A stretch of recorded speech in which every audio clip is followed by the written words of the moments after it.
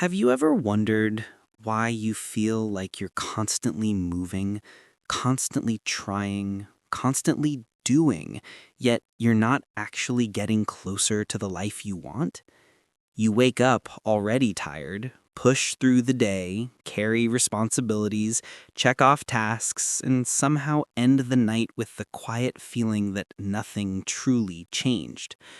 This is not a coincidence. This is a pattern, and almost everyone falls into it. We have been taught to believe that success is a matter of motivation, that if you want it badly enough, you will push harder, fight longer, sacrifice more. But reality does not work like that, because motivation is a wave. It rises, it crashes, and when it crashes, you fall with it. Maybe you've experienced this. There are days where you feel inspired and clear. You write plans, you promise yourself you'll change. You say, this time will be different. But life does not bow to our plans. It interrupts, it overwhelms, it distracts, and your plan quietly dissolves before it even begins. This happens whether you are working a full-time job, trying to study at night, or you're a freelancer with a flexible schedule that somehow never feels productive, or you're working shifts that change every week, or you're a student who has more intentions than consistency. Different lifestyles, same problem.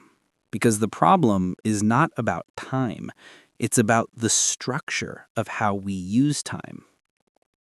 Most people live in a loop of intentions. I should exercise more. I should read more. I need to sleep earlier. I want to learn a new skill. But intentions alone are fragile. They're easily broken by fatigue, stress, boredom, or unexpected responsibilities. Some people push further and turn intentions into plans. They set schedules. They write routines. They say, I'll study every night, or I'll go to the gym after work, or I'll wake up early starting tomorrow. But plans are only as strong as the days you feel good. What happens on the days you are exhausted? What happens when life gets messy? What happens when your mind wants comfort more than progress? This is where most people give up and assume something is wrong with them. They say, I don't have enough discipline. I'm not motivated enough. Maybe I'm just not the kind of person who sticks to things. But that is not true. There is nothing wrong with you. There is something wrong with the system you are living in. You were never meant to rely on motivation alone. Motivation gets you started, but it cannot keep you going. And if your progress depends on you feeling strong, inspired, and energized every day, you will fail. Not because you are weak, but because you are human. There is a different approach, and it changes everything. It is the shift from trying harder to designing smarter, from forcing progress to making progress inevitable. This approach is called thinking in systems. Thinking in systems means you stop asking, how can I push myself more? And instead ask, how can I structure my life so that progress happens even when I am tired, busy, or unmotivated? It means designing your environment, your routines, your habits, and your daily rhythms in a way that success becomes the natural outcome, not an uphill battle. For example, a person working in an office might not try to study late at night when they are already drained. Instead, they might use the quiet 30 minutes in the morning before the day begins.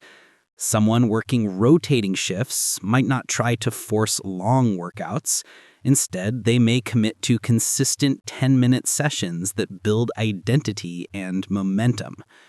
A freelancer with flexible time might stop relying on open-ended days and instead divide their day into clear blocks with clear endings.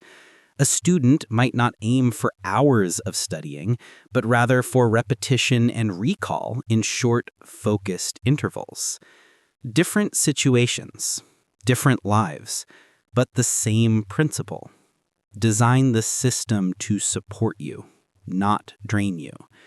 This is how real progress begins, not in big leaps of inspiration, but in subtle shifts of structure.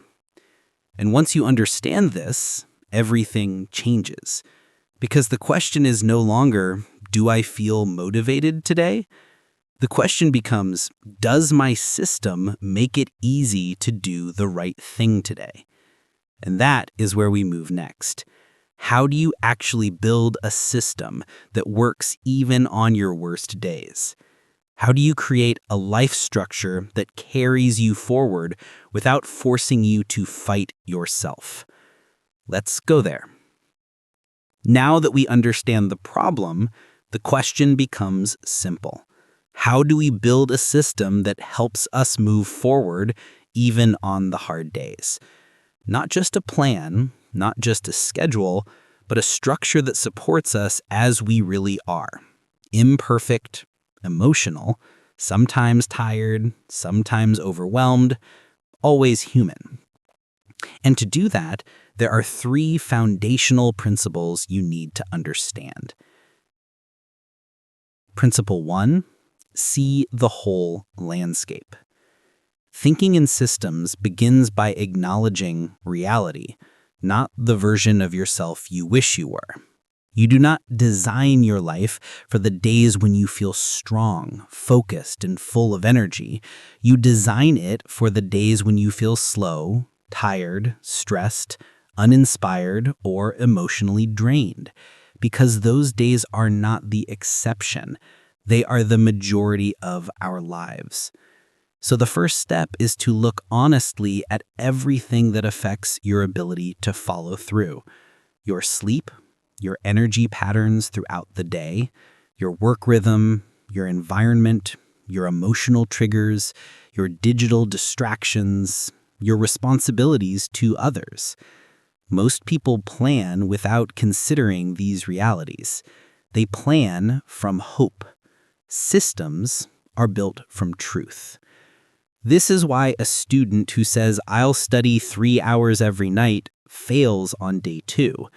It ignored fatigue, ignored distractions, ignored mental bandwidth. But someone who says, "I know I get tired after dinner, so I'll study 20 minutes during lunch at school where I'm already mentally active," has a chance.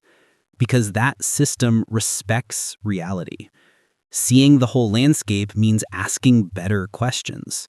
Not what is the ideal version of this habit, but what is the doable version of this habit inside the life I actually have? Principle 2, make it repeatable. A system is only strong if you can live it on your worst day. Not your best day, not your most inspired day, your worst. This means we are not aiming for intensity. We are aiming for consistency. The goal is to reduce friction, make the action small enough to begin, and remove as many decision points as possible, because the hardest moment is always the beginning. Once you begin, momentum can carry you through. So the question becomes, what is the smallest, repeatable version of this habit that still moves me forward? For someone wanting to exercise, it might not be 1 hour at the gym. It might be 10 minutes of stretching and body weight movement before showering. For someone wanting to learn a new skill while working full-time job, it might not be a full chapter each night. It might be reading 1 page and summarizing 1 thought. For someone working unpredictable shifts, it might not be fixed times. It might be 1 simple rule. Before sleep, I will do the smallest meaningful rep. For a freelancer drowning in freedom, it might not be rigid scheduling. It might be 3 clear work blocks with timed endings to restore structure. Repeatability is power because repetition builds identity. Identity builds momentum, and momentum is what carries you through seasons when motivation disappears. Principle 3. Peel the Band-Aid. In the beginning, you may rely on temporary assists, timers, reminders, naps, background music, a specific study corner. These are Band-Aids. They help you survive the transition from who you were to who you are becoming. But eventually, every system must face the deeper truth. The real blockers are not the tasks. The real blockers are the conditions around the tasks. If you are always exhausted, no productivity system will save you until you address sleep. If your environment is full of distraction, no disciplined speech will create focus. If your emotional energy is constantly drained, no habit calendar will repair motivation. So gradually, we stop depending on Band-Aids and we start healing the source. We fix sleep routines. We delete or silence digital noise. We design supportive environments. We learn to recover energy before we ask for output. We train attention like a muscle instead of just hoping it will be strong. This step is not instant. It feels uncomfortable. It demands patience. But discomfort during healing is always lighter than the suffering of staying the same. When these three principles begin working together, something subtle but profound changes. Your life stops feeling like a daily negotiation with your own willpower. Progress begins to feel natural, not dramatic, not explosive, but steady, quiet, real. You no longer wake up asking, "Will I have the motivation today?" Because motivation is no longer the deciding factor. The system carries you. The structure holds you. The habit becomes identity. And then you begin to notice something powerful. You are no longer running after progress. Progress is coming to you because you built your life to make it inevitable. This is not about being perfect. It is about being consistent. Not consistent in intensity, consistent in presence. You show up even if the version of you that shows up today is tired, slow, or gentle. Because showing up, even imperfectly, is the definition of momentum. And momentum, once built, is incredibly hard to stop. So remember this. You do not need to be extraordinary. You do not need to be the strongest, the fastest, or the most disciplined. You only need to design a system that supports who you are now while guiding you into who you are becoming. The life you want is not built in a moment of inspiration. It is built in the quiet repetition of small, well-designed steps. Every day, even the hard ones, especially the hard ones.